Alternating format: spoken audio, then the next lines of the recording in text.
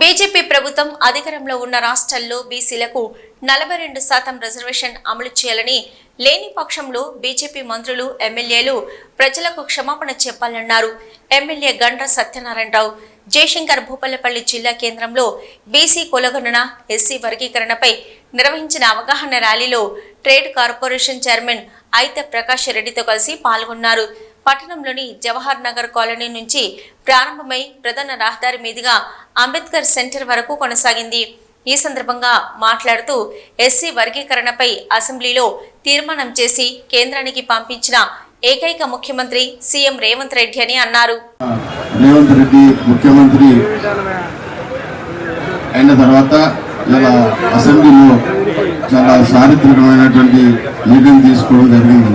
ఎందుకోసం అంటే ఎన్నికల ముందు మన ఏఐసిసి అధ్యక్షులు మల్లికార్జున ఖార్గే గారు మరియు రాహుల్ గాంధీ గారు కామారెడ్డి సభలో ఇలా బీసీలకు ఖచ్చితంగా న్యాయం జరిగేలా చూస్తామని మనకున్న సమస్యల పట్ల ఖచ్చితంగా దాన్ని అందరికీ అమలయ్యేటట్టుగా ఇలా అసెంబ్లీలో పట్ల ఇలా రాహుల్ గాంధీ మల్లికార్జున ఖార్గే గారి నాయకత్వంలో జరిగే కాంగ్రెస్ పార్టీ నాయకత్వాన్ని వాళ్ళు చెప్పినట్టుగా అసెంబ్లీలో బీసీలకు, ఎస్సీలకు హక్కులు అందేటట్టుగా లేదా చారిత్రమైన నిర్ణయం కాంగ్రెస్ పార్టీ రేవంత్ రెడ్డి ముఖ్యమంత్రి మరియు ఆయన మంత్రివర్గం తీసుకున్నట్టు ఎమ్మెల్యేలు, ఎమ్మెల్సీలు అందరూ కలిసి చాలా చారిత్రమైనటువంటి నిర్ణయం తీసుకున్నారు. కనుక మనందరం బీసీకి సంబంధించిన మిత్రులందరూ కాంగ్రెస్ పార్టీకి రుణపడి ఉండాలని చెప్తూ అట్టనే ఏ పని చేసినా ఇలా కాంగ్రెస్ పార్టీ చేస్తుంది. గతంలో శ్రీ రాజశేఖర రెడ్డి గారు ఉండగా రేషన్ కార్డులు కానీ, ఇల్లు కానీ, ఆరోగ్యశ్రీ కార్డులు కానీ చాలా వరకు ఏది చేసినా ఇలా తెలంగాణ రాష్ట్రం, ఉమ్మడి రాష్ట్రంలో కూడా భారతదేశ వ్యాప్తంగా కూడా మన జాబ్ కార్డ్స్ అంటే 100 రోజుల 10 దినాలు కూడా ఒక పేదవానికి పనిచేస్తే గ్రామపరంగా అభివృద్ధి అవుతుంది, కుటుంబానికి ఉపాధి అవుతుంది అన్నటువంటి పథకాలను ఎన్నో ప్రవేశపెట్టింది కాంగ్రెస్ పార్టీ. అధికారంకి వచ్చిన వెంటనే బీసీకి కులగణన 42% ఇవ్వాలని కేంద్ర ప్రభుత్వానికి అసెంబ్లీలో తీర్మానం పంపడమే కాకుండా ఈరోజు బీసీలకు మేము రేపు జరగబోయేటువంటి స్థానిక సంస్థల ఎన్నికల్లో మా పార్టీ పరంగా 42% ఇస్తామని చెప్పినటువంటి దమ్మున్న నాయకుడు రేవంత్ రెడ్డి గారని మీకు ఈ సందర్భంగా తెలియజేస్తున్నా. మీరు మాట్లాడే వాళ్ళు ఎవరైతే ఉన్నారో బీజేపీ సోదరులారా, బీఆర్ఎస్ వాళ్ళు, మీకు దమ్ముంటే మీ రాష్ట్రాలలో కూడా మీ మోడీకి చెప్పి మీరు యొక్క 42% కులగణన భారతదేశ వ్యాప్తంగా చేసి అమలు చేసి తీరండి. లేకపోతే బీసీ సమాజానికి క్షమాపణ చెప్పండి. కానీ అది చెప్పకుండా ఈరోజు గద్దారును విమర్శించడం, ఉద్యమకారులను విమర్శించడం ఒక పనిగట్టుకొని మీరు ఒక ధ్యేయంగా చేస్తున్నారు ఒక బీజేపీ కేంద్ర మంత్రులు. దానికి వత్తాసుగా బీఆర్ఎస్ కూడా పలుకుతా ఉంది. కనుక బీఆర్ఎస్ను కూడా అనుమానండి, 42% మేము కూడా సర్పంచులుగా, ఎంపీటీసీలుగా, జెడ్పీటీసీలుగా టికెట్ ఇస్తామని ఎందుకు చెప్పలేకపోతున్నారు?